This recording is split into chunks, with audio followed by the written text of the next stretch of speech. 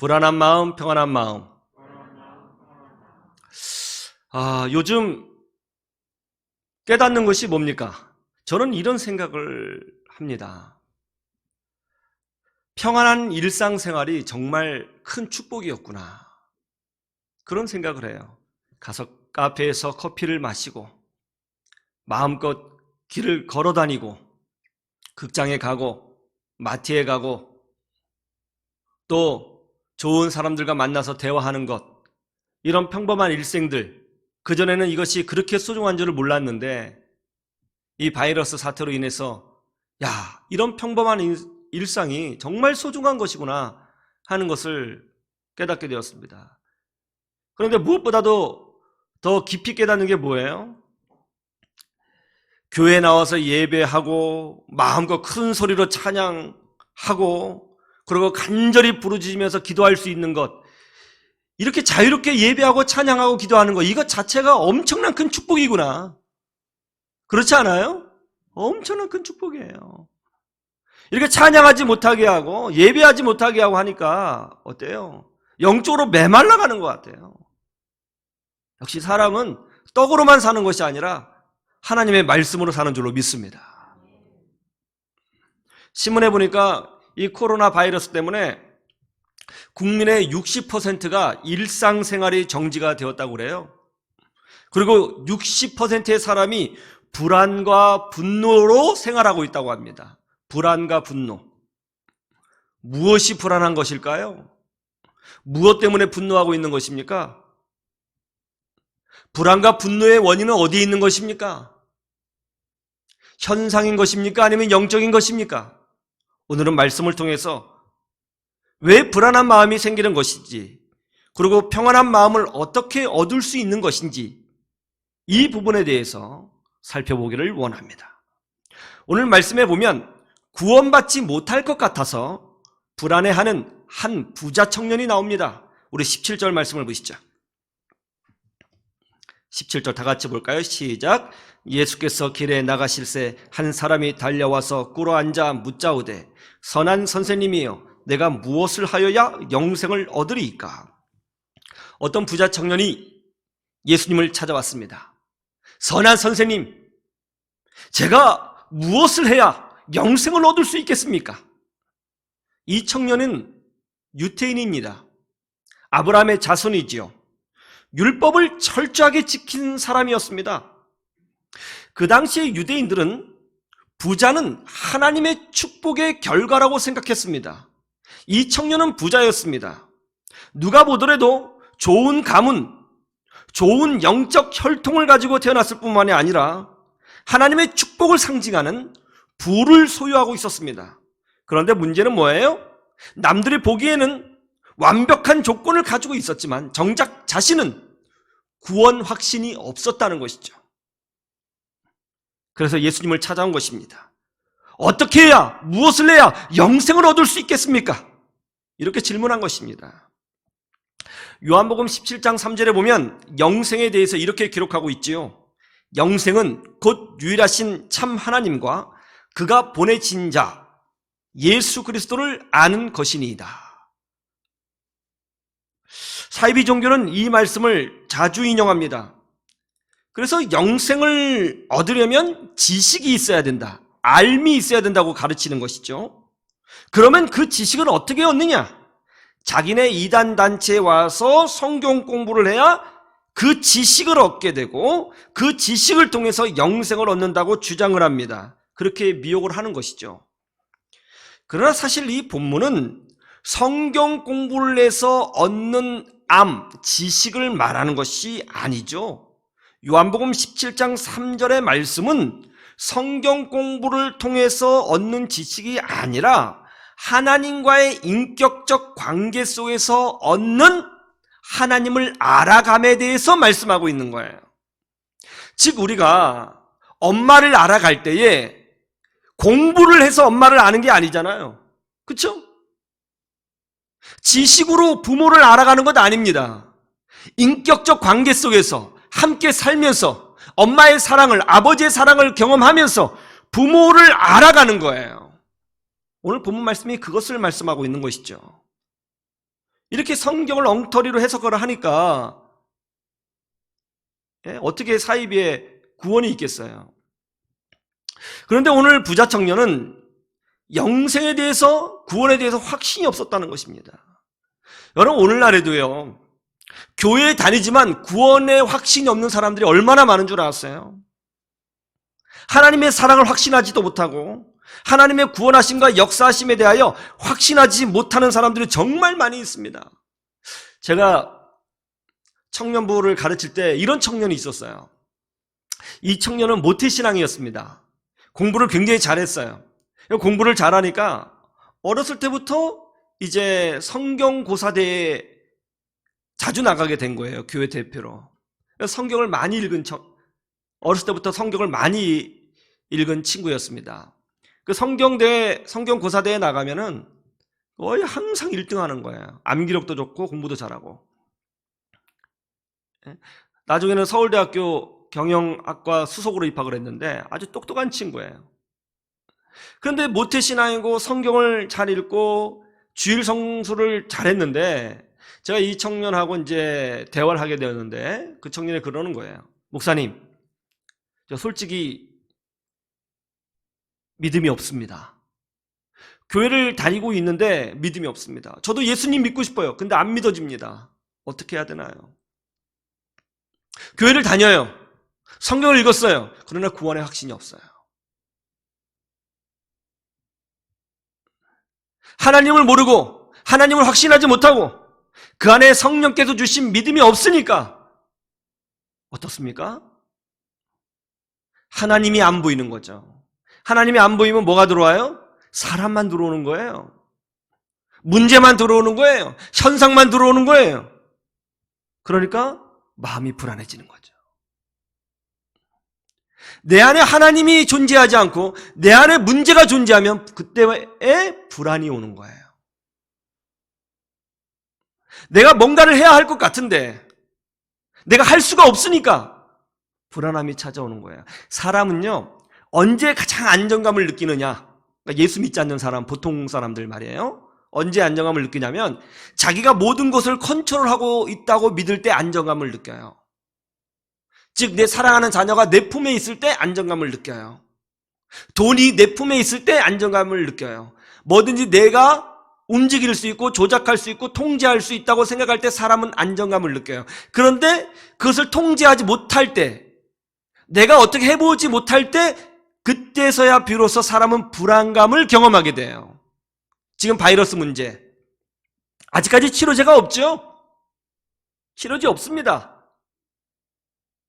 우리 몸에 나타나는 뭐예요? 어떤 그 증상들을 완화시켜 줄 뿐이지 치료제가 없어요.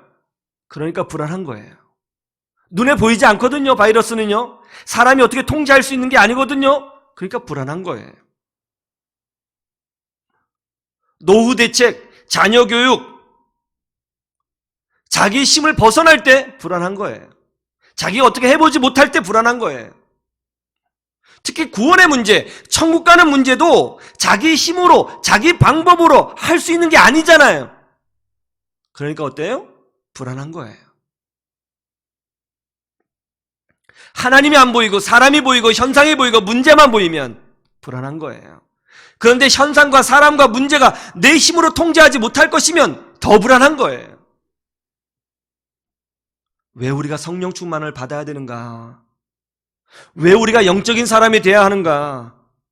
내 안에 예수님이 채워지고 내 안에 하나님이 채워지기 위해서 우리는 성령 충만 받아야 되는 줄로 믿습니다. 교회에 다니지만 아직도 구원의 확신이 없는 사람들이 얼마나 많이 있어요. 오늘 이 부자 청년처럼 교회에 다녀요. 모태신앙이에요. 그러나 구원의 확신이 없어요. 두려운 겁니다. 불안한 겁니다. 혹시 우리 중에도 교회를 다니고 있지만 아직도 하나님 만나지 못하고 예수님 알지 못하는 사람이 있습니까? 가장 큰 축복은요, 나의 죄를 위하여 십자가를 지신 예수 그리스도를 만나고 그분을 나의 구주로 영접하고 하나님의 자녀가 되어서 예수 평강 누리는 것이 가장 큰 축복인 줄로 믿습니다. 우리 사랑하는 성도들에게는 이런 부자 청년과 같이 확신 없이 교회 다니는 사람이 아니라 굳건한 믿음으로 신앙생활하는 사람들이 다 되시기를 주님의 이름으로 축원합니다. 18절 말씀을 보세요. 같이 볼까요? 시작. 예수께서 이르시되 네가 어찌하여 나를 선하다 일컫느냐? 하나님 한 분 외에는 선한 이가 없느니라. 하나님 한 분 외에는 선한 분이 없다. 예수님 말씀하셨죠? 그런데 이 말씀이 좀 이상하죠. 왜 그렇죠? 예수님이 하나님이시고 예수님이 바로 선하신 분 아니십니까? 그런데 왜 예수님은 이렇게 말씀하셨을까요? 지금 예수님의 의도는 이거입니다. 예수님이 누구신가 이것을 설명하기 위하여 부자 청년을 만나고 계신 것이 아닙니다. 예수님이 지금 설명하기 원하시는 바는 뭐냐면 영생은 부자 청년의 질문이 영생이었죠. 영생은 곧 구원은 사람의 능력으로 시작되는 것이 아니라 하나님의 선하신 뜻으로 말미암아 이루어진다고 하는 것을 알려주고 싶으신 겁니다. 그래서 하나님만이 선하시다고 말씀하고 계신 거예요. 선하다는 뜻이 뭐죠? 성경에서 선하다는 뜻은 착하다는 뜻이 아닙니다. 성경에서 선하다 이 뜻은 자기 책임을 다하다 그런 뜻이에요. 뭐라고요? 자기 책임을 다하다. 다른 말로 하면 의롭다라는 뜻이죠. 왜 하나님이 선하신가? 하나님은요 자기 책임을 다하시거든요. 어떤 책임이요? 그의 백성을 구원하시고 영생을 주시는 일을 하나님은 끝까지 이루어내시기 때문에 하나님만이 선하신 분이에요. 여러분, 구원은 사람이 만들거나 사람이 성취할 수 있는 것이 아니죠. 구원은 사람의 노력으로, 사람의 지혜로, 사람의 지식으로 되는 것이 아닙니다. 하나님만이 주시는 것이고 하나님이 책임지고 계시는 것이고 하나님께서 이루어 주시는 것입니다. 이게 구원이에요. 전에도 말씀드렸죠. 제 친구 목사님이 바닷가에 놀러 갔다가 물에 빠져서 익사할 뻔했다고요. 물에 빠졌어요. 헤엄을 쳐서 나오려고 그랬는데 나올 수가 없더라는 것이죠. 기절했어요. 마침 그 근처에 스킨스쿠버 하시는 분들이 있어서 제 친구 목사님을 끄집어냈지 않습니까? 여러분, 우리는요 물에 빠진 사람이에요. 죄악의 물에 빠진 사람이에요. 심판의 물에 빠진 사람이에요. 스스로 헤엄쳐 나올 수가 없어요. 기절했어요. 영적으로요. 밖에서 꺼내줘야 됩니다. 하나님이 꺼내주셔야 됩니다. 하나님이 인도해 주셔야 되는 것입니다. 그런데 하나님은 우리를 구원하시는 그 책임을 다 하신다고요. 책임지신 하나님. 지금 우리나라에 코로나 바이러스가 있죠. 그러나 하나님은요 이 혼란스러운 와중에도 그의 백성인 여러분들을 지키시고 축복하시고 구원하시는 책임을 다하고 계시는 것입니다. 믿으시기를 축원합니다. 베드로가 예수님을 모른다고 3번이나 부인하고 도망가 버렸죠. 그러나 십자가에 달리셔서 죽으셨고 다시 부활하신 예수님께서 제일 먼저 하신 것이 뭐예요? 바로 베드로를 찾아가신 것입니다. 주님은 베드로를 용서하시고 다시 리더로 시작할 수 있는 힘을 주셨어요. 왜 예수님이 그렇게 하셨을까요? 하나님은요 끝까지 책임지시는 하나님이시거든요. 베드로를 예수님이 부르셨습니다. 부르신 자는 하나님이 책임져 주십니다. 이게 하나님이에요. 그래서 우리는 선하신 하나님이라고 부르는 거예요. 하나님은 이 나라를 책임져 주실 줄로 믿습니다. 하나님은 우리를 책임져 주실 줄로 믿습니다. 그 선하신 하나님을 경험하시는 여러분 되시기를 주님의 이름으로 축원합니다. 19절을 보세요. 같이 볼까요? 시작. 내가 계명을 안 하니 살인하지 말라, 간음하지 말라, 도둑질하지 말라, 거짓 증언하지 말라, 속여 빼앗지 말라, 내 부모를 공경하라 하였느니라. 십계명 말씀이죠. 보세요. 예수님을 찾아온 이 부자 청년은 계명을 아는 사람이었습니다. 그는 유대인입니다. 말씀을 알고 말씀에 대한 지식이 있는 사람이었어요. 그러나 지식은 충만했지만 구원에 대한 확신이 없었어요. 여러분, 지식이 있다고 해서 마음이 평안해지는 것 아닙니다. 대학교 교수가 되었다고 마음의 평강이 임하는 것도 아닙니다. 성경 공부 많이 했다고 해서 그 영혼의 구원의 확신이 생기는 것도 아닙니다. 장관이 되고 국회의원이 되고 대기업 이사가 되고 사장, 회장이 되었다고 해서 그 영혼이 평안해지는 것도 아닙니다. 예수님께서 물으셨어요. 너 십계명 알고 있지 않느냐? 안다고 지식이 있다고 평안을 누리고 구원을 누리는 것 아닙니다. 구원은 하나님의 선물인 줄로 믿습니다. 십자가에 달리신 예수 그리스도를 인격적으로 만날 때에 성령께서 내 안에 들어오셔서 믿음을 주실 때에 우리 안에 구원의 확신이 생기고, 구원의 확신이 생기면 하나님을 보게 되고, 전능하신 하나님을 보게 되면 그제서야 비로소 우리 안에 평강이 임하게 되는 것입니다. 20절 말씀을 보시죠. 20절 같이 보죠. 시작. 그가 여짜오되 선생님이여 이것은 내가 어려서부터 다 지켰나이다. 보세요. 이 부자 청년이 뭐라고 말했어요? 어려서부터 다 지켰다 안 지켰다? 다 지켰다는 거예요. 그런데도 구원의 확신이 없었어요. 말씀을 알고 있었지만 구원의 확신이 없었어요. 말씀을 지켰지만 구원의 확신이 없었어요. 지식으로 영생 얻는 것 아닙니다. 행함으로 영생 얻는 것 아닙니다. 구원은 하나님의 선물인 줄로 믿습니다. 성령께서 주셔야 되는 거예요. 하나님의 절대 주권 가운데 있는 거예요. 인간 편에서 만들어내는 게 아니에요. 하나님의 주권이에요.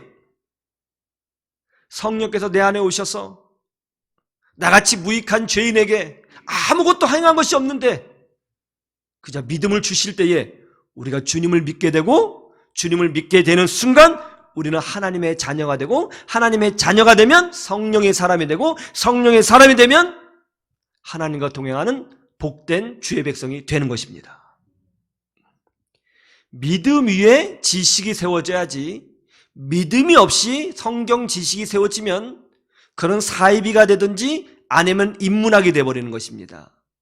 믿음 위에 행함이 있어야지, 믿음이 없이 행함이 있으면 그건 아무런 의미가 없는 것입니다. 믿음 위에 행함이 있을 때에 그것이 우리의 축복이 되고 하나님께서 우리를 더 높여주시는 근거가 되는 줄로 믿습니다. 21절을 보세요. 같이 보죠. 시작. 예수께서 그를 보시고 사랑하사 이르시되 내게 아직도 한 가지 부족한 것이 있으니 가서 내게 있는 것을 다 팔아 가난한 자들에게 주라. 그리하면 하늘에서 보화가 내게 있으리라. 그리고 와서 나를 따르라 하시니. 아멘. 오늘 말씀에 보면 예수님께서 불안해하는 이 부자 청년을 사랑하셨다고 기록되어 있죠. 여러분, 예수님은요, 주님을 찾아오는 모든 사람을 귀히 여기시고 용서하시고 언제든지 다시 시작할 힘을 주시고 사랑해 주시는 줄로 믿습니다. 예수님을 찾아가는 것, 이게 신앙의 시작이에요. 예수님을 찾아가는 것, 이게 회복의 시작이에요. 예수님을 찾아가는 것, 이게 축복의 시작이에요. 기독교의 힘이 어디 있는지 아세요? 바로 용서에 있는 거예요. 용서. 어린 자녀가 부모 밑에서 건강하게 행복하게 살 수 있는 비결이 뭔지 아세요? 어린아이가 잘해서가 아니라 부모가 자녀를 끊임없이 사랑하고 용서하기 때문에 그런 거예요. 말 듣지 않는 자녀를 용서하기 때문에. 용서를 하지 않았으면 벌써 우리 자녀들 살 수 없었을 것입니다. 용서하기 때문에. 그게 부모의 능력이고 힘이고 자녀의 자랑이에요. 기독교의 힘은 용서에 있는 거예요. 사랑에 있는 거예요. 하나님 우리에게 끊임없이 다시 시작할 힘을 부어 주십니다. 어떤 죄인이라도 어떤 악인이라도 진심으로 회개하고 주님께 나오는 자는 언제든지 용서해 주시고 다시 시작할 능력과 다시 시작할 힘과 다시 시작할 길을 열어주시는 줄로 믿습니다. 그 예수님이 말씀하십니다. 그런데 네가 율법도 잘 알고 성경 지식도 있고 행함도 있지만 너에게 한 가지 부족한 것이 있다. 그게 뭐냐? 네가 가지고 있는 재물을 다 팔아서 가난한 사람들에게 나누어줘라. 그리고 와서 나를 따르라. 이 말씀의 의미가 뭘까요? 예수님이 물질을 부정하시는 것입니까?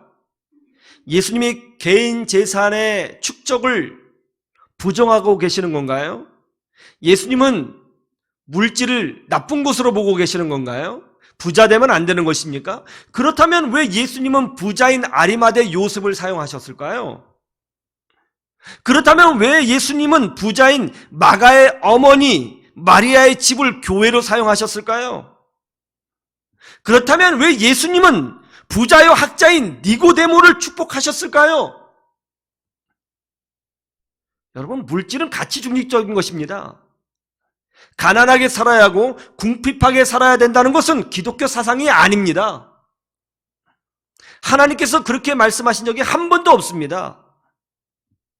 그러면 왜 예수님께서는 부자 청년에게 모든 것을 다 가난한 사람들에게 나눠주고 나를 따르라고 말씀하셨을까요? 예수님의 의도는 이거입니다. 물질을 의지하지 말고 그 물질을 도구로 주시는 하나님만 의지하라는 것입니다. 나를 따르라. 여기에 핵심이 있는 거예요. 어떻게 영생을 얻을 수 있습니까? 결론은 나를 따르라입니다. 네가 의지하고 있는 것이 뭐냐? 네가 의지하고 있는 게 뭐냐? 너 물질인 것 같은데 물질이 너를 구원해 줄 수 있을 것 같으냐? 물질이 너에게 영생을 줄 수 있을 것 같으냐? 그 물질은 도구이지 너에게 영생을 주는 축복의 근원이 아니다. 나를 따르라. 저는 사랑하는 우리 성도들이 건강하게 물질을 관리하고 깨끗한 부자가 되기를 주님의 이름으로 축복합니다. 건강한 부자가 되세요. 좋은 집 사세요. 좋은 환경에서 사세요. 그것이 하나님의 뜻입니다. 그러나 그것만을 의지하고 그것이 우리를 구원하고 그것이 우리를 보호해 줄 것이라고는 생각하지 말라는 거예요. 그건 도구라는 거예요. 도구. 그건 도구입니다. 하나님의 일을 하는 도구라는 거예요. 이 땅에서 필요한 도구일 뿐입니다. 이 땅에서 필요한 도구예요. 여러분, 공부를 잘하는 게 중요해요? 아니면은 공부를 잘할 수 있도록 도와주는 연필이 중요해요? 공부를 잘하는 게 중요하죠. 근데 많은 사람들이 어때요? 공부 잘하는 것은 중요하게 생각하지 않고 연필만 계속 모으고 있다면 이게 얼마나 우스꽝스러운 일이에요. 우리가 하나님 잘 섬기고 하나님의 영광을 드러내고 주 안에서 복된 인생이 돼야 됩니다. 그런데 물질은 도구이라는 거예요. 도구. 연필이 있어야죠. 지우개도 있어야죠. 공책도 있어야 됩니다. 그런데 그것을 위해서 살면 안 되는 거예요. 물질이 우리를 지키고 물질 때문에 우리가 하나님의 자녀가 되는 것이 아니라 하나님이 우리를 지켜주시고 예수 보혈이 우리를 하나님의 자녀로 만들어주셨고 하나님이 우리에게 축복의 근원이 되시는 줄로 믿습니다. 하나님께서요, 우리들을 축복해 주실 때는 10년 걸려서 모을 재산을 단 하루 만에 주실 수도 있는 거예요. 그러니 물질에 사로잡히지 마시고 오직 예수님에게 사로잡혀 복된 인생 사시는 여러분 되시기를 주님의 이름으로 축원합니다. 22절 말씀 보시죠. 22절 같이 볼까요? 시작. 그 사람은 재물이 많은 고로 이 말씀으로 인하여 슬픈 기색을 띠고 근심하며 가니라. 이 사람 안에 또 다른 불안한 마음이 있었어요. 구원받지 못할 수도 있겠구나. 어떻게 영생을 얻을 수 있는가? 여기에 대해서 불안한 영적인 어떤 불안증이 있었는데 또 하나가 뭐예요? 물질을 다 잃어버리면 뭐 먹고 살까? 현실적인 불안함도 있었다는 거예요. 영적인 불안함과 현실적인 불안함. 내 재산을 다 나눠주면 난 뭐 먹고 살지? 그런 불안한 마음이 있었다는 거죠. 이 부자 청년의 가장 큰 문제점이 뭐예요? 하나님이 역사의 주인이시고 하나님이 모든 축복의 근원이시고 구원이시라는 사실을 진짜로 믿은 것은 아니라는 거예요. 하나님을 믿지 못하고 신뢰하지 못하고 하나님을 의지하지 못하니까 구원받지 못할까 봐 두려워했고 또 하나님을 온전히 신뢰하지 못하니까 자기 생활 문제도 두려워했다는 것입니다. 불안한 마음은 어디서 오는 것인가? 바로 불신앙에서 오는 것입니다. 하나님을 전적으로 믿지 않냐고 신뢰하지 못할 때 우리 마음에 불안한 마음이 오는 것입니다. 세상은 항상 불안하죠. 병 걸릴까봐, 망할까봐, 죽을까봐, 잘릴까봐, 잘못될까봐 항상 불안해요. 왜요? 하나님을 모르거든요. 저들의 눈에는 이 세상이 마구제비로 돌아가는 것처럼 보이잖아요. 그러나 우리는 어떻습니까? 평화로다 하늘 위에서 내려오네. 할렐루야. 하나님을 아는 사람은 두려워하지 않습니다. 하나님을 보는 사람은 낙심하지 않습니다. 하나님을 만난 사람은 두려움이 아니라 오히려 기쁨으로 주를 찬양하며 삽니다. 여러분들의 그렇게 되기를 주님의 이름으로 축원합니다. 참된 평강은요, 믿음에서 오는 거예요. 성령님께서 주시는 거예요. 옛날에 제 둘째 딸이 놀이터에서 그네를 타다가 떨어져서 옆에 있는 새기둥에 머리를 부딪혔습니다. 머리가 깨지고 피가 쏟구쳐 나왔습니다. 우리 아내는 그걸 보고 거의 정신을 다 잃었어요. 저는 피범벅이 된 아이를 안고 잠시 기도했습니다. 그런데 잠깐 기도하는데 그 잠깐의 순간에 마음의 평강이 찾아오면서 주님의 음성이 들리는 거예요. 이것으로 어떤 문제도 없을 것이다. 두려워하지 말아라. 신기하게도요, 마음의 평안이 임하는 거예요. 그래서 아이를 안고 침착하게 병원에 갔습니다.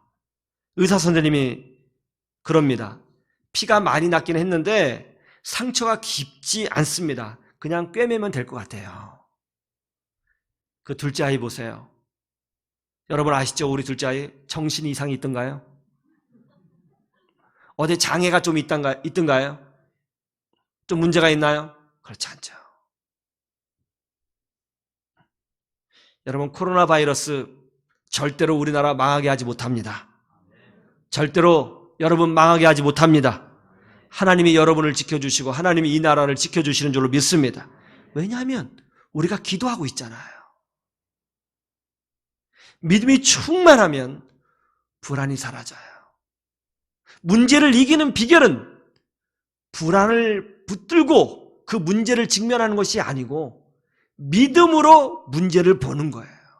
그러면 제대로 보이는 것이죠. 여러분, 믿음이 능력입니다. 한번 다 같이 한번 찬양해 볼까요? 끝에만 믿음이 이기네, 믿음이 이기네, 주 예수를 믿음이 온 세상 이기네. 다시 한번 믿음이 이기네, 믿음이 이기네, 믿음이 이기네, 주 예수를 믿음이 온 세상 이기네. 할렐루야. 이제 함께 다 같이 통성으로 좀 기도했으면 좋겠습니다. 하나님, 제 안에 참된 믿음을 주시옵소서. 그리고 오늘날 교회를 다니고 있지만 구원의 확신이 없는 사람이 있다면 하나님, 저에게 믿음을 주셔서 구원의 확신을 주시옵소서. 우리 자녀들도 구원의 확신을 주시옵소서. 우리 자녀들도. 그리고 세 번째는 이 나라를 국유로 여겨주셔서 코로나 바이러스를 이기게 하여 주시옵소서. 우리 자신의 믿음을 위하여, 우리 자녀의 구원 확신을 위하여, 그리고 이 나라의 코로나 바이러스를 향한 승리를 위하여 세 가지를 놓고 우리 함께 기도하겠습니다.